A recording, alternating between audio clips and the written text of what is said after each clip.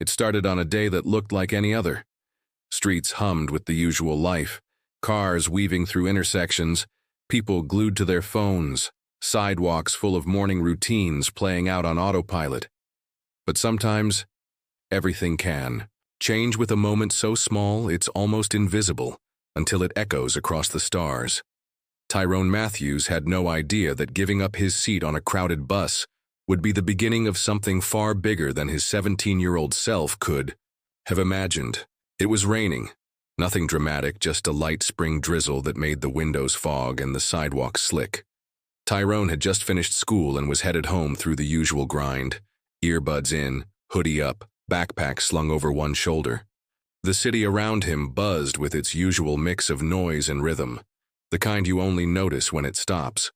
He was standing near the back of the bus, leaning against the cool metal bar, half lost in a freestyle he was building in his head, when he noticed her. A woman, pregnant, maybe mid-30s, clearly exhausted, had just stepped onto the bus. One hand rested on the curve of her belly, the other held tight to the pole as she glanced around for a place to sit. No one moved. Eyes stayed glued to screens. Heads dipped. A silence filled the bus that wasn't quiet, but loud with indifference. Tyrone hesitated only for a second. Then he tapped the kid in front of him on the shoulder, whispered something and slipped into the aisle. "Ma'am," he said, voice calm. "You can have my spot." She looked surprised, almost like she didn't expect kindness at this hour of the day, in a city that moved too fast for anyone to slow down. But she smiled, grateful, warm, and took the seat. Tyrone just nodded and leaned back against the pole, slipping his earbuds back in like nothing had happened. But it wasn't. Nothing. As the bus rolled on, the woman reached into her purse. When her stop came, she stood up slowly, walked toward the door, then turned and pressed a small folded note into Tyrone's hand. "Read this when you're alone," she said quietly. Then she was gone. Tyrone stared at the note for a long second. It was just regular paper, lined, creased in the middle. But his name was written on it in neat handwriting, like she'd known who he was. Like this moment had been planned. The bus moved on, bouncing and groaning over potholes, but Tyrone couldn't stop staring at that paper. Meanwhile, far beyond Earth's skies, something else had begun to shift. For centuries, the galaxy had watched Earth with a mixture of curiosity and dismissal. To most advanced species, humanity was a backwater civilization. Young, emotional, primitive. They fought among themselves, burned through their own planet's resources, and carried the weight of violent history like a badge. The Galactic Council had monitored humans for decades, occasionally interfering in small, quiet ways. But mostly they kept their distance. Earth was considered unstable, dangerous even, but not in the way that warranted true attention, until the ship arrived. It was called the Resolute Dawn, 5 kilometers long, heavily armored, a black-on-black mass of angular fury, forged in Earth's upper orbit by a coalition of human nations after first contact went wrong. Not everyone knew what had happened during the Gresh incident. Some alien envoy gone missing, a misinterpreted threat, a response that triggered retaliations. But whatever the details, the result was clear. Earth had stopped trying to join the galaxy quietly. Now they were showing up with their fists clenched. The Dawn wasn't like other warships. It didn't move with grace or diplomacy. It moved like a declaration, a message wrapped in armor and engine heat. Its arrival at the edge of the Jaran system, home to over 15 sentient species, was not subtle. It lit up long-range scans and triggered panic in defense networks. The Council scrambled. Fleets were mobilized. Warnings were broadcasted. But the ship didn't respond. It just held position, silent and still, as if daring the galaxy to make the first move. Back on Earth, Tyrone unfolded the note. He was alone in his room now, rain tapping against the window. His backpack lay on the floor, books spilling out, his hoodie damp from the walk. He opened the letter slowly, expecting maybe a thank you or some kind words. But what he read stopped, his breath cold. "Your kindness echoes farther than you know. There are eyes watching. You've just passed a test you didn't know you were taking. If you want to know the truth about your world, your future, and what's coming next, go to 47th and Leclerc. Rooftop. Midnight. No signature, no explanation. Read the note again, then a third time. What the hell kind of message was this? Was it some weird prank? A scam? But there was something about it. Something in the way she'd said, "when you're alone," that made him feel like this wasn't just random, like his world was about to crack wide open. And up there, floating in deep space, the Resolute Dawn powered up its engines. Inside its command deck, Commander Avery Sato stood with arms crossed, eyes fixed on the curved screen that showed the approaching fleet. Her voice was calm, but her posture was tight. Ready. She had been chosen to lead this mission not because she was fearless, but because she understood fear. And she knew exactly how to use it. "Let them come," she muttered. It's time the galaxy learned what humanity really is. Back on Earth, Tyrone looked up at the clock. 2:47 p.m. And he made his choice.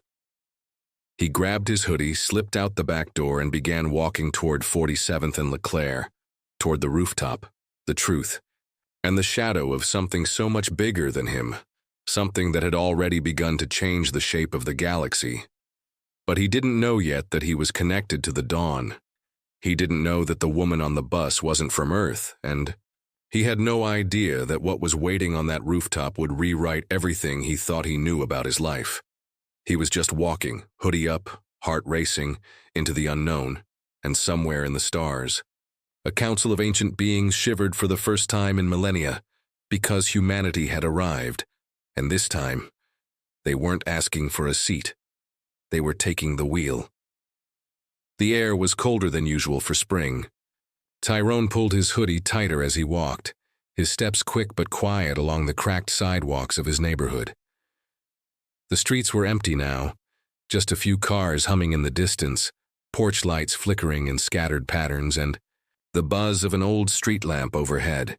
He kept glancing at the note again, as if the words might rearrange themselves into something more logical the fourth or fifth time he read them. They didn't. "Your kindness echoes farther than you know." It sounded like something out of a book or a sci-fi movie. Not real life. Not something you got from a tired stranger on a crowded city bus.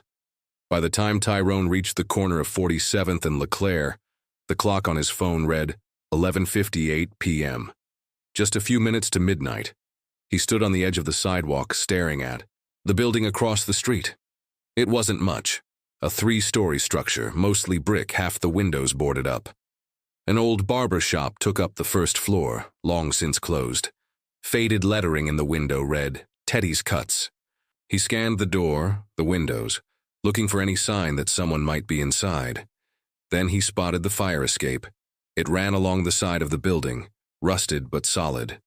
One of the windows on the second floor was open just a crack, like someone had pushed it wide enough to make it easy to slip through. Tyrone hesitated for a second. Everything about this screamed, "Don't do it," but something deeper pulled him forward. Curiosity, instinct, maybe something more. He crossed the street fast, moving like he was sneaking back into his own house past curfew. His sneakers were almost silent on the pavement. Grabbing the metal rung of the ladder, he pulled himself up and started the climb.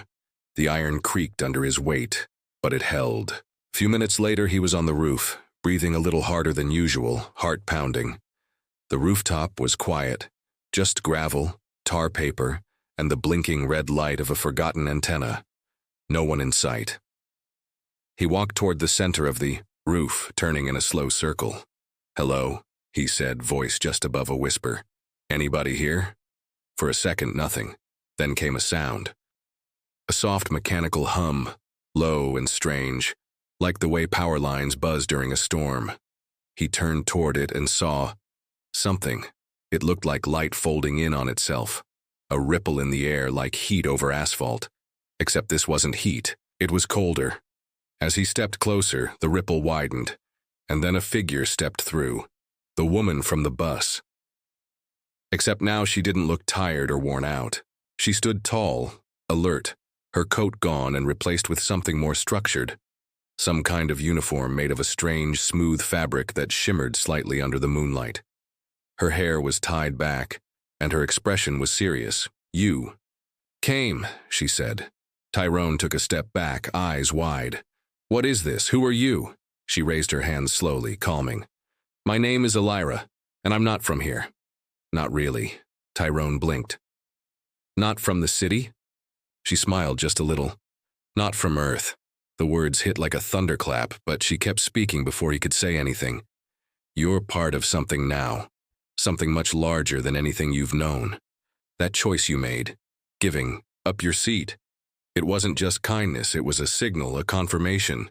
"A confirmation of what?" Tyrone asked, still trying to wrap his head around what was happening. "That humans are ready," she said. "Or, some of them are." Tyrone rubbed the back of his neck. "Ready for what?" Elira looked up at the sky where the stars barely peeked through the city glow. "The galaxy is changing, and Earth, your planet, is about to step into the spotlight. But not everyone out there thinks your kind deserves the stage." He tried to laugh, but it came out dry. "You're saying the galaxy has been watching us for a long time, listening, studying, waiting to see if humans would destroy themselves or become something more." She stepped closer.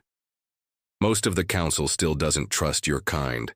They see your wars, your history, your capacity for violence, but others see the potential, the resilience, the strength in how you fight for each other, even in the face of chaos."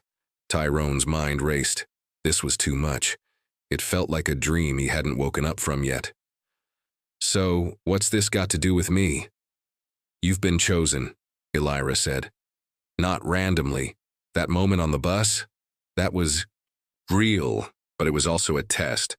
The way you acted without expecting anything, without even thinking, you proved something we needed to see." He took a slow breath, trying to hold on to something solid in his thoughts. "I'm just a kid from the South Side. I'm not special." "Exactly," Elira said, "and that's why you are." Down below, the street stayed quiet, unaware of what was unfolding just a few stories above. Tyrone looked out over the edge, thinking about his mom back at the apartment, probably asleep by now. About the little things, school stress, his part-time job, college applications he hadn't even started. All of that suddenly felt like background, noise to something deeper. Then Elira held out her hand. "I want to show you something, but once I do, there's no turning back." He looked at her hand, then at her eyes, and for the first time he saw something behind them. Not just mystery, but urgency, like time was running out. "You said Earth's about to step into the spotlight," Tyrone said. "What's waiting in that spotlight?" She didn't answer right away. Instead, she tapped a small device on her wrist. The rooftop around them shimmered, then dissolved. In an instant, the city was gone. The stars above grew brighter, sharper, and suddenly, impossibly, Tyrone found himself standing in orbit. A transparent field surrounded him, keeping him alive, holding air. Below was Earth, vast and glowing in the silence of space. Above and around them, stars, but not just stars. Ships, dozens, hundreds. Most were distant, but one loomed close. It was black, long, covered in segmented armor like the hide of some ancient beast. The Resolute Dawn. Tyrone stared. His voice came out. "Horse, is that ours?" Elira nodded. "The first real battleship Earth has sent beyond your moon, and it's made waves already." "What kind of waves?" She turned, her gaze hardening. "Fear. The kind that makes old enemies wake up. The kind that stirs things. Best left buried." Tyrone said nothing for a long moment, eyes locked on the massive ship. "What does it want?" he finally asked. She looked at him. "That," she said, "depends on what you choose to become." And in that moment, somewhere, deep in the void, another ship stirred. One not built by human hands, one ancient. Watching, waiting, the game had just begun.